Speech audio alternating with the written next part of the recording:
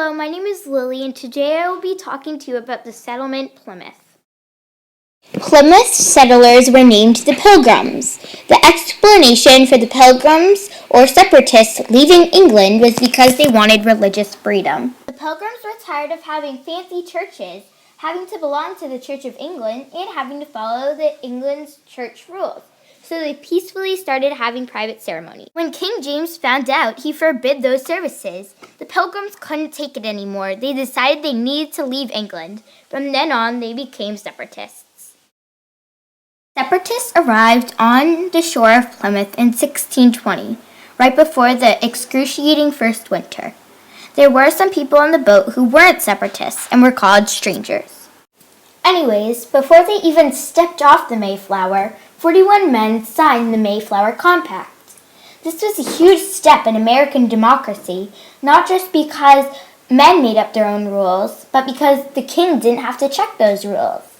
Also, rich, poor, and even servants, as long as they were men, could vote, come up with rules, or become the governor. Though the men elected a governor, William Bradford, and made up their own rules, these separatists had many hardships to face ahead. For example, the soil in Plymouth was so rocky that it was hard to grow crops in. Many other hardships include when the Mayflower was at sea, it was blown off course and landed in Plymouth. Even worse was the first winter. The first winter was so hard because there were no houses built yet, and there were diseases around that the Pilgrims caught. Half of them died in the first winter, either from a contagious disease or from starvation. There wasn't all hardships in the New World. There were also some good things. One good thing about the New World was there was so much wood that the separatists decided to cut down the wood, which was called timber. Because of all they had, they sold it to England for more food and supplies.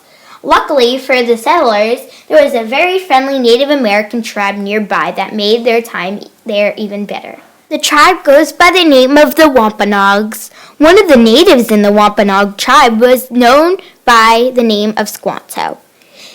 Squanto and his tribe taught the settlers how to plant crops in the rocky soil. They also taught them how to hunt animals and catch fish.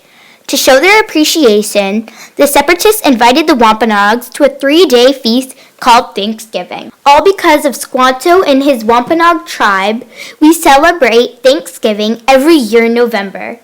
That's the time to give thanks for everything we have.